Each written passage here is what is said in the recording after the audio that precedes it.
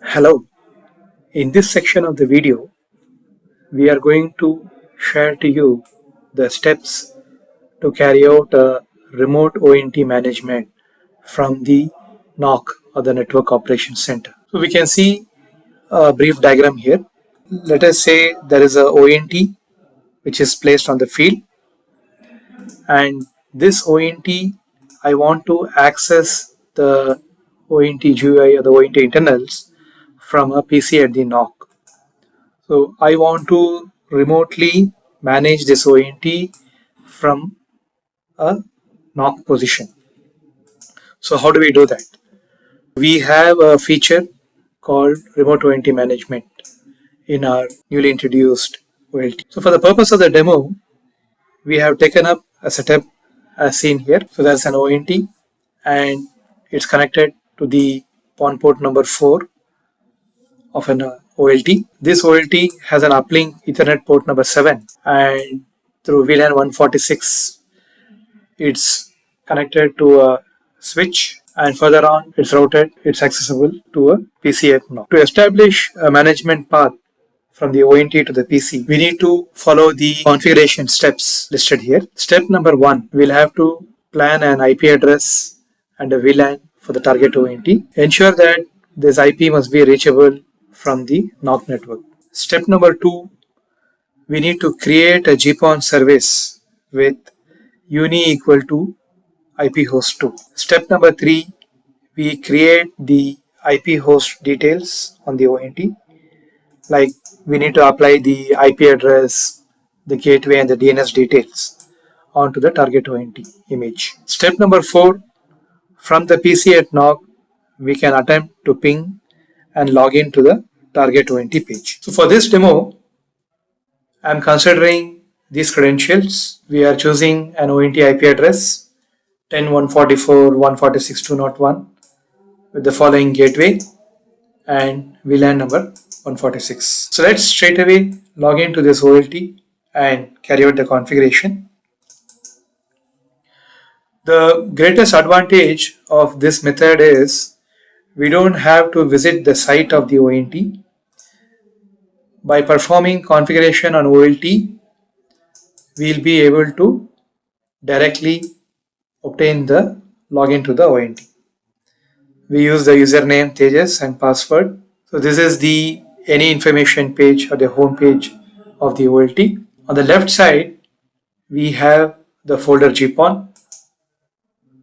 Let's navigate to the Manage ONT page and verify whether the ONT is up and activated. This is our ONT for the demo. It's on PON port number 4 on virtual slot 5. You can see it's activated, and this is the model number of the ONT. We click on the ONT and we have a button here, show additional info.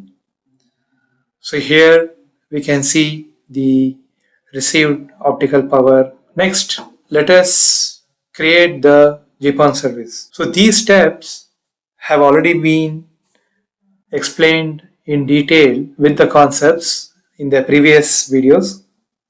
Hence, I'll go quickly into this configuration without much explanation. Click on the reload menu. On the left side, we have the GPON folder. We go into the traffic configuration. We have the option called upstream bandwidth profile. So we create the upstream bandwidth profile. We can use a TCON type T4, wherein only the maximum bandwidth need to be entered. About 1 Mbps is sufficient to obtain the management of the ONT. We encapsulate the upstream bandwidth profile into a TCON service profile.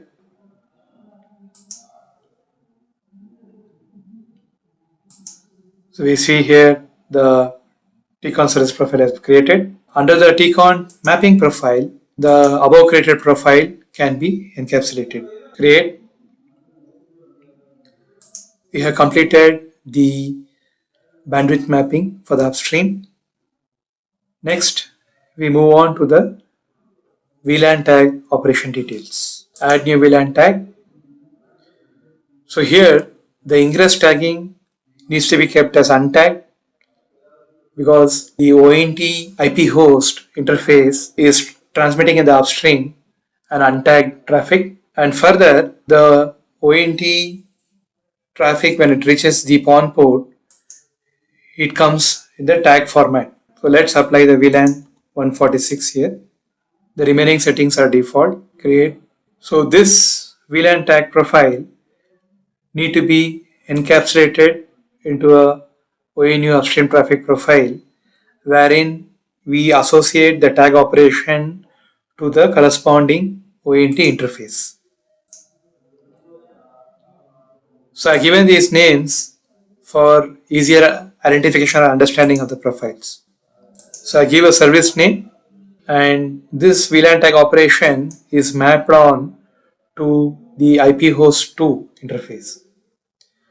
Typically for a ONU, the IP host 1 interface corresponds to the voice interface. So it is used for handling the VoIP traffic. So the IP host 2, we can use it here for setting a separate communication channel to the ONT. The ETH1234 interfaces, these are the physical Ethernet ports of the ONU, which is used for mapping bridge services. Or the VIP interface, VIP, this is largely used for mapping WAN interfaces, a typical Wi-Fi service or a TR069 interface. So here I map it on to IP host 2 and I choose the VLAN operation and keep the other settings default. So we can see here there's also a note. For the remote ONT access configuration, service name should be configured or mapped onto IP host 2 uni. We come back here and we see that the VLAN profile has been created. Next, we need to attach the profiles to the ONT. So this is the ONT, we select it, and the very first, the TCON mapping profile or the associated bandwidth, we map it here, and ONU traffic profile or the VLAN tag operation, that is mapped here, and the remaining for the current demo need not be applied. Click attach. We see here is a message, successfully attached profiles. Come back here and check whether the required profiles are correctly attached. So I have completed partially this step, that is the GPON side of connections is completed. I also need to complete the L2 service, which links to the uplink. So I completed this portion. I need to create this part of the service. Go here, click on reload menu, click on service switch, service provisioning, then flow point templates, create a flow point template, CVLAN is largely a .1 queue service operating on VLAN 146. Next, create an ELAN service, give a name. The remaining settings can all be kept default.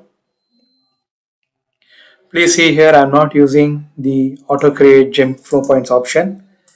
Rather I am doing a manual mode of service creation. Go back to the ELAN service. Here we need to add the flow point. The first flow point is the Ethernet port number 7 and we select the flow point template. The remaining settings are all default. Next, go back to the ELAN service. Under the ELAN service, we have the option add new gem flows. You click on the add new gem flows and here we need to associate the PON port. PON port number 5 corresponds to 205. Here we see it's PON port number 4. So we need to select the interface 204. So by default, the ONT one in the PON port selected. So whichever is the ONT ID required, that need to be selected here. Then here the gem channel is selected. So if you note, This is actually the service name which we have created here.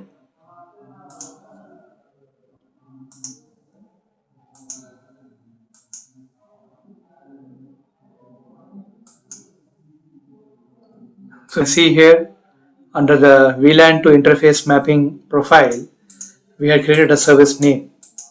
So this appears in this place. The remaining settings are all default. Create. Now click on reload menu and check on the ELAN service if the required flow points are added. So the uplink port number 7 and the PON port number 4 has been selected. So I have completed the step number 2. Now I need to go for step number 3 and create the IP host details on the ONT. Left side we have the GP15 folder, the maintenance, go to manage ONT. So our ONT is shown here.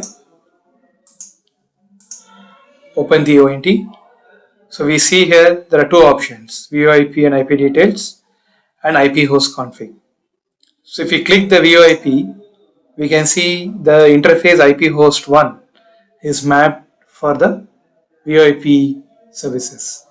So we are not going to use that. We are going to use this IP host configuration as a dedicated management path for the ONT. So currently no instance is present. We click on add new IP host. So by default we have the interface name. Let it be this. Need not edit or modify this. We need to enter the required IP address. Then the subnet and the gateway. And here the DNS entries are required. So in this particular network or the demo network, we are not having a DNS, dedicated DNS. So we apply the gateway IP itself. And if we are using a DHCP, we can enable this. But here we are using a static IP. Click submit. We go back to the ONT and let's see if the required IP host details are created. The correct entries have appeared. So I have completed the step number 3. Next, I'll have to check for the traffic. So from the PC at NOC, attempt to ping and log in to the target ONT page. So before this, there are intermediate traffic checking steps. So let's verify whether the ports are up. Service switch, interfaces, then L2 ports. You can see here is the port number 7 and my link status is up. And we can see here there is a switch. So let's see if the switch port is also up. So I have opened here the switch window. On the left side, we have the system, port configuration, port settings. So we can see here the port number 5 that is up. It's connected. So the ports are up. Let's verify the MAC address.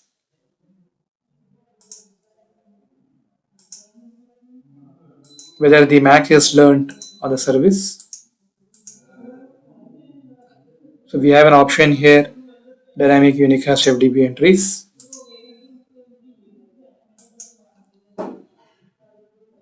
So we see here the MAC address of the ONT has been learned on the on side, and on the uplink side, the switch MAC address is also learned. So now let's straight away look for the ping. So let's ping the gateway first.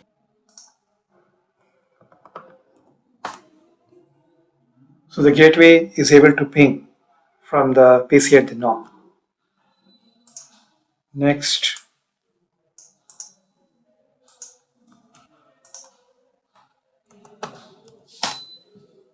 now we are pinging the actual ONT interface IP. So that's working fine. So let's open the ONT.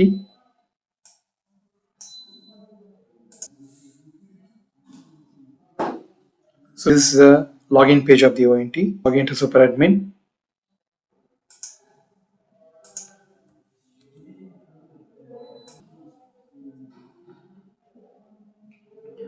So we see here from the PC at the NOC, I'm able to directly open the login page of the ONT. This is the serial number of the ONT.